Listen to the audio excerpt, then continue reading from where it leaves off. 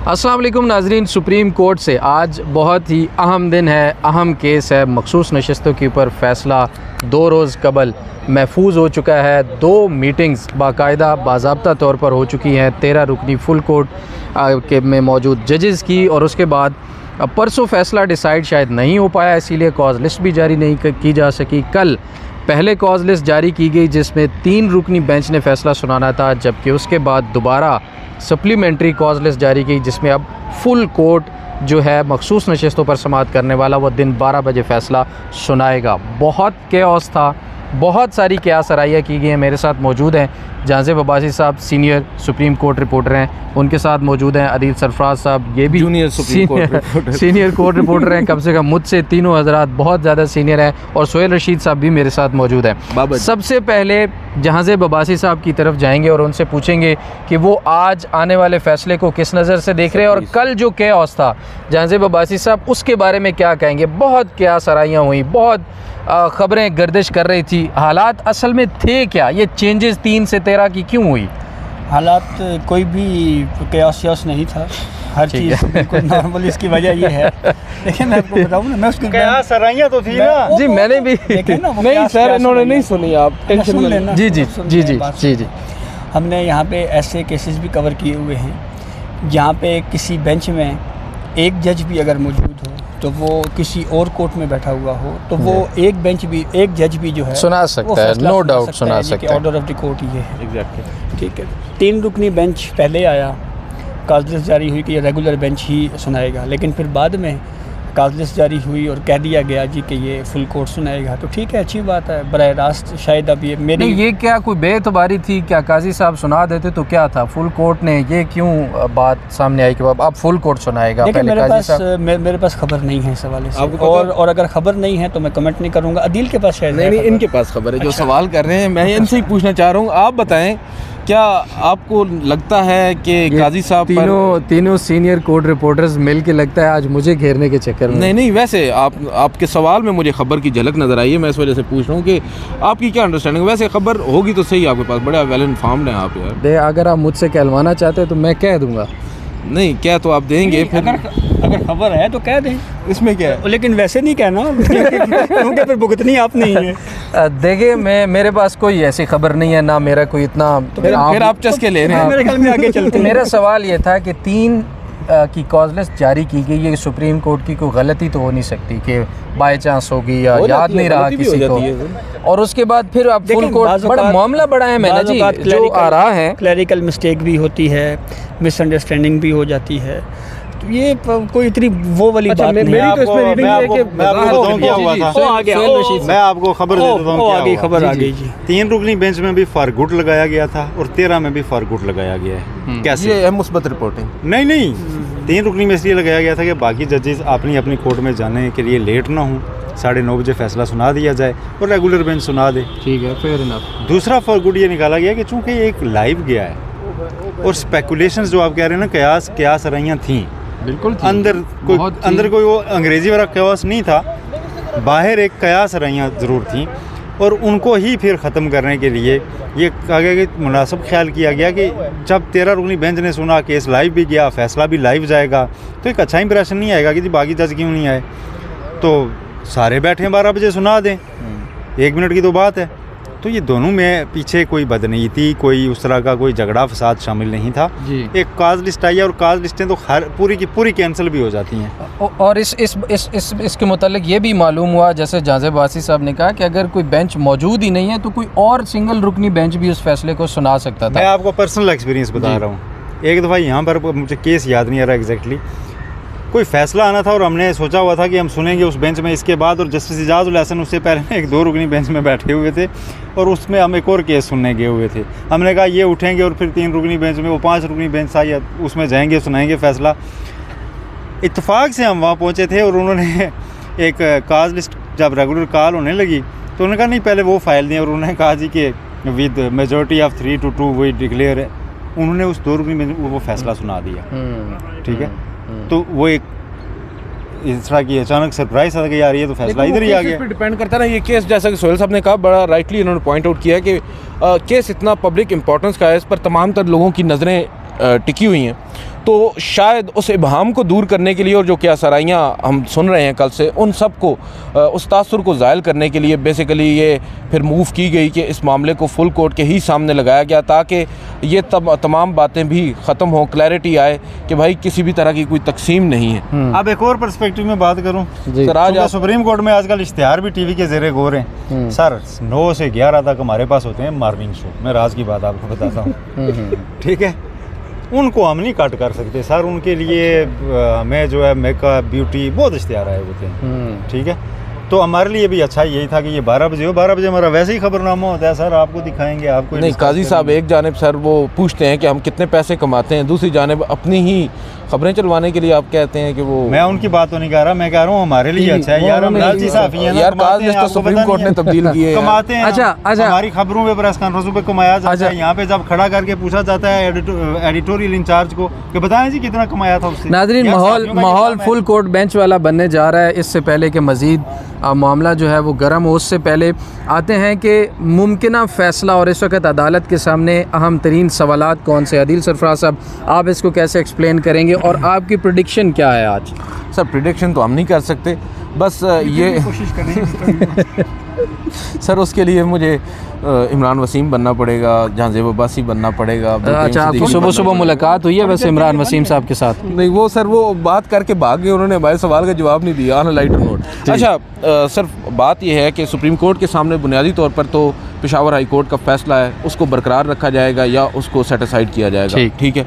उसके बाद एक खला है, वो ये है कि जो आपको याद होगा 5 मेंबरान थे इलेक्शन कमीशन, उनमें से 4 ने कहा कि ये सुन्नी इत्तेहाद कौंसिल को तो नहीं मिलेंगी मखसूस नशिस्तें, दीगर सियासी जमातों में तकसीम कर दी जाएंगी। एक मेंबर ने कहा था कि दीगर को नहीं दी जा सकती क्योंकि आइन उस पर खामोश है, ठीक है। तो मुझे ये लगता है मामला पार्लियामेंट को डिसाइड करना चाहिए। बिल्कुल, उन्होंने ये कहा था पार्लियामेंट को डिसाइड करना चाहिए। अब यहाँ पर क्योंकि जस्टिस मंसूर अली शाह मुतअद्दिद दफ़ा कह चुके हैं कि हम बाउंड नहीं हैं पेशावर हाई कोर्ट के फ़ैसले के, और हमने देखना है क्योंकि हमारे सामने ये फ़र्स्ट इंप्रेशन का केस है, हमने आइन की इंटरप्रिटेशन यहाँ पर करनी है और आइन की इंटरप्रिटेशन के लिए ही फुल कोर्ट बना था इन द फर्स्ट प्लेस। तो जिसको मेरे बहुत से दोस्त ये कह रहे हैं कि अगर जिसको हम आइन की इंटरप्रिटेशन कह रहे हैं वो इसको आइन को रीराइट करना कह रहे हैं, मगर हो सकता है अगर आइन की इंटरप्रिटेशन की जाए तो, और कंप्लीट जस्टिस की जिस तरह बात की जा रही थी जस्टिस अतर मिनल्ला की जानिब से, जस्टिस मंसूर शाह इवन और भी कई जजेस साहिबान की, अगर उस असूल पर चला जाए तो फिर तो ये शायद क्लॉक रिवर्स की जाए, जो जिस तरह जस्टिस मंसूर अली शाह कहते हैं, यानी कि इलेक्शन कमीशन की गलती को। मुकम्मल इंसाफ इस केस में प्लीडिंग्स का हिस्सा है, बाहर की चीज़ नहीं है। आपके सामने पेशावर हाई कोर्ट का फैसला चैलेंज हुआ है ना, उसका सेकंड लास्ट पैराग्राफ पढ़े, उसमें पेशावर हाई कोर्ट ने ये करार दिया है कि इलेक्शन कमीशन के पास मुकम्मल इंसाफ का इख्तियार था और इलेक्शन कमीशन ने मुकम्मल इंसाफ का इख्तियार इस्तेमाल करते हुए सीटें दूसरी जमातों को दी हैं। इलेक्शन कमीशन के पास मुकम्मल इंसाफ का इख्तियार है। सर वो पंजाबी में कहते हैं इलेक्शन कमीशन दा, इस पे सुप्रीम कोर्ट अगर मुकम्मल इंसाफ का इख्तियार आईनी इस्तेमाल कर दिया तो उस पर उसको आइन रीटाइट करने के मुतरादिफ कहा जाता है। सर आजकल इलेक्शन कमीशन दा आईनी अदालत क्यों कहते हैं? एक मिनट जी, आईनी अदालत क्यों कहते हैं? क्योंकि ये आइन की तशरीह करना इसका इख्तियार है। इसको गाली बना दिया गया 1-2 साल में। सर मैं एक सवाल कर लूं, क्यों नहीं करेंगे सर, आप और क्या करेंगे? मैं एक सवाल कर लूं, जहांजेब भाई साहब, ये आइन की तशरीह होगी या आइन को रीराइट करना होगा? देखें, अभी मैं आपकी वीडियो सुन रहा था, इस वजह से सवाल जी इसकी मैं आपको रीजनिंग बताता हूँ। सबसे पहले तो हम इस सवाल को माजी में लेके जाते हैं कि माजी में कब कब आइन की तशरीह की गई और उसके नताइज क्या निकले। 2 केसेस मैं आपको साइट करता हूँ। एक, जब मियाँ मोहम्मद नवाज शरीफ को नाअहल किया गया पनामा केस में, ख़याली तनख्वाह, वो अकामा निकल आया और वो ख़याली तनख्वाह थी कागज़ों में जी वो कागज़ों में ख़याली नहीं सर, कागज़ों में ली नहीं थी उन्होंने। वो चलो ये मान लेते हैं। वो मैं आपको उसका भी फैक्ट बता देता हूँ, वो था क्या। वो जब कागज़ आया तो उसमें ये लिखा हुआ था कि एक रिसीवेबल इनकम है, एक ऐसी आमदन है जो आपके लिए काबिल वसूल थी।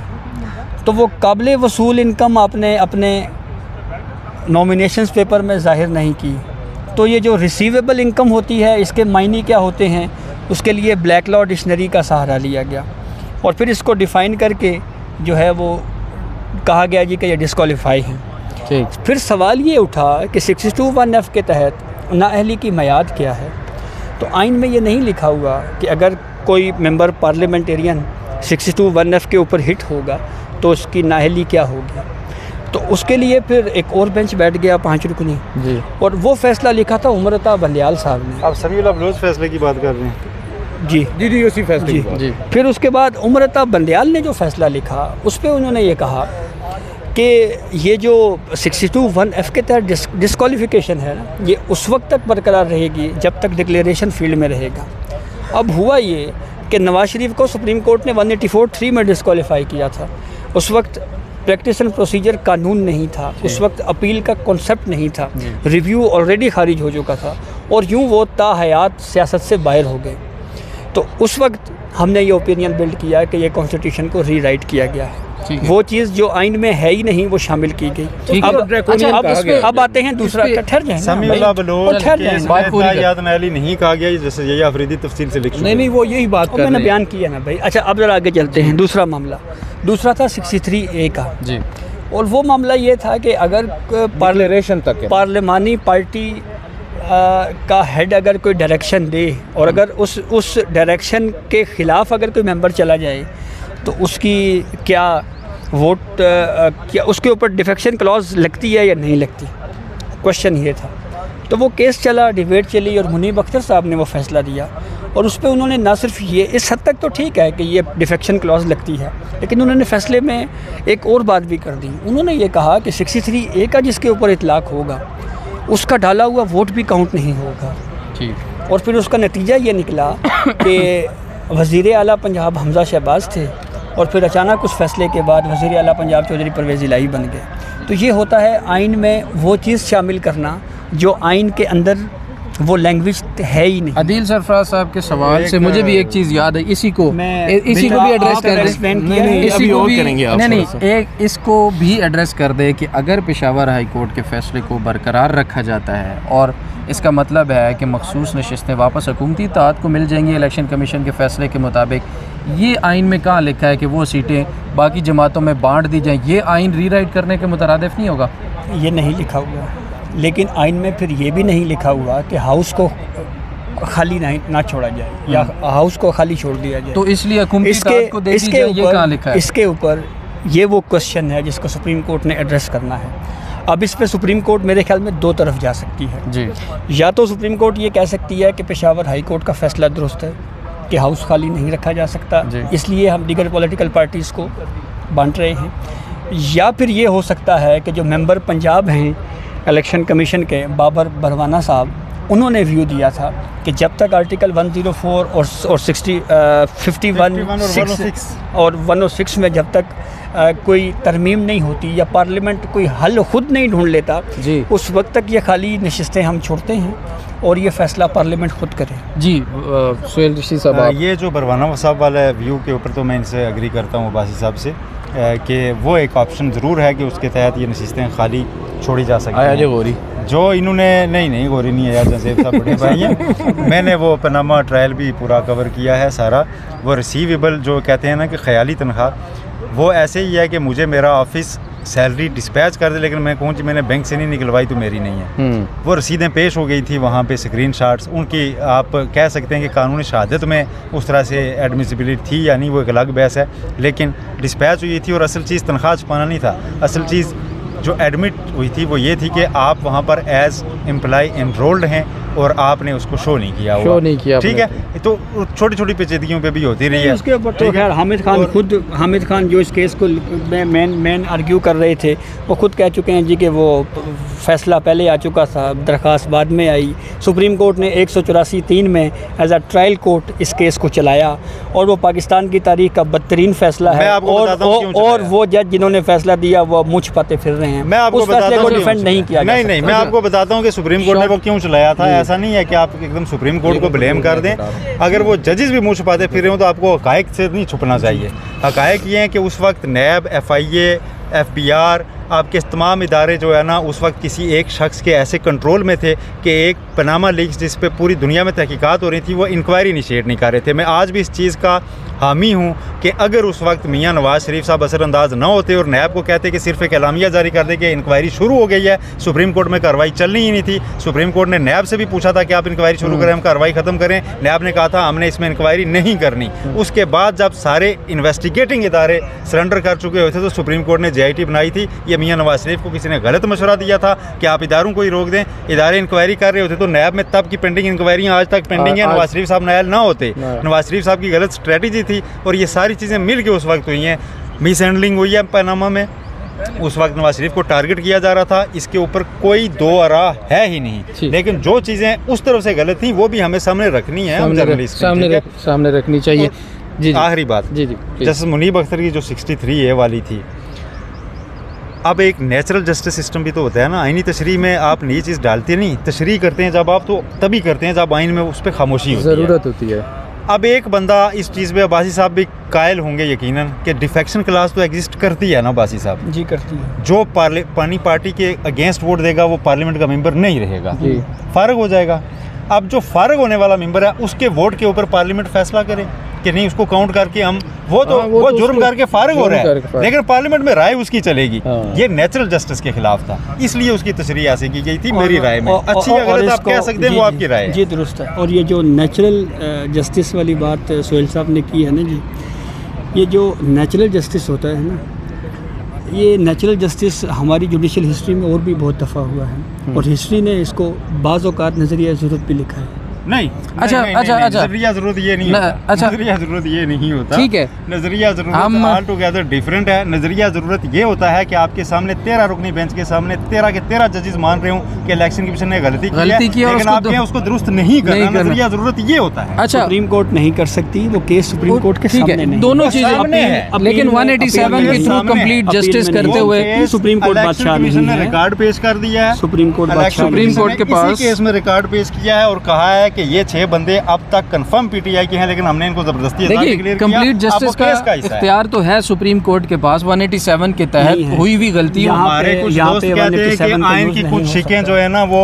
मलून है और कुछ मुकद्दम। 187 मलून नहीं है, पार्लियामेंट का बनाया हुआ है, उसका उतना ही एहतराम है जितना किसी और, उसका एक पूरा प्रोसेस। चले ठीक है, वो उस पे जाने से पहले ना शॉर्टली आखिरी बात करते हैं। अगर ये नशिस्तें जो हैं वो वापस तहरीक इंसाफ को दे दी जाती हैं, लेट्स सपोज आज इस फैसले के तनाजुर में, फिर क्या मंजरनामा आप देखते हैं, क्या होगा? मैं कोई मंजरनामा नहीं देखता जी। इसकी वजह ये है जी कि यहाँ पे फैसल सिद्दीकी साहब से सुप्रीम कोर्ट ने कई दफ़ा पूछा जी कि ये नशिस्तें पीटीआई की, उन्होंने कहा नहीं, ये हमारी है सुन्नी इत्तेहाद कौंसिल की, ठीक है। तो मेरे ख्याल में पिक्चर में SIC है। एक चीज़ और, जो पाकिस्तान तहरीक इंसाफ है, वो मैं पहले भी कह चुका हूँ, अब भी कहता हूँ कि पाकिस्तान तहरीक इंसाफ इस वक्त भी पॉलिटिक्स खेल रही थी इस सुप्रीम कोर्ट प्रोसीडिंग्स के दौरान। वो एज पार्टी आई नहीं कि हमें सीटें दे, मुकम्मल इंसाफ वो मांग नहीं रही। इधर हम अगर कह रहे हैं ना ये मुकम्मल इंसाफ करें, तो जस्ट बात इन फेयर ये है कि वो मांग भी नहीं रहे। उन्होंने आखिरी दिन सलमान खान राजा ने कहा कि leave other mullahs arguments aside, और ये सीटें सुन्नी इत्तेहाद कौंसिल को दें। PTI as PTI cover parliament में जाना ही नहीं चाहिए, सुन्नी इत्तेहाद कौंसिल को मिल, सियासत करना, सुन्नी इत्तेहाद को मिल जाती है, वो कहते हैं सुन्नी इत्तेहाद कौंसिल को, फिर क्या मंजरनामा? सुन्नी इत्तेहाद कौंसिल को दें तो क्या मंजरनामा है? अपोजिशन में बैठेंगे, क्या कर लेंगे? वो कोई खास फायदा, बिल्कुल ऐसे, बिल्कुल तरमीम की राह में रुकावट हो जाएगी और धूप तेज होगी, धूप बहुत तेज़ होगी है। पिछली वीडियो में भी हमने कहा था कि सुन्नी इत्तेहाद काउंसिल को अगर सीटें मिलती भी हैं, पीटीआई को भी मिलती हैं, तो मंजरनामा या कोई मामलात में कोई बहुत बड़ी तब्दीली नहीं आएगी, सिवाय इसके कि उनकी 20-22 सीटें इजाफी हो जाएंगी और आइनी तरमीम हुकूमत उस तरह से क्या नहीं कर पाएगी और उनके पास अक्सरियत जो है वो मौजूद नहीं होगी। अभी तक के लिए इतना ही। अदिल सरफराज साहब चले गए हैं, जाजिब भाई साहब आपका बहुत शुक्रिया, सोहेल रशीद साहब आपका बहुत शुक्रिया। कमेंट सेक्शन में कोई सवाल हो तो ज़रूर देखिएगा, बहस और बातें बहुत लंबी होगी। 12 बजे फ़ैसला सुनाया जाएगा और फैसले के बाद दोबारा आपकी खिदमत में हाजिर होंगे। इजाज़त दीजिए, अल्लाह ने के बाद।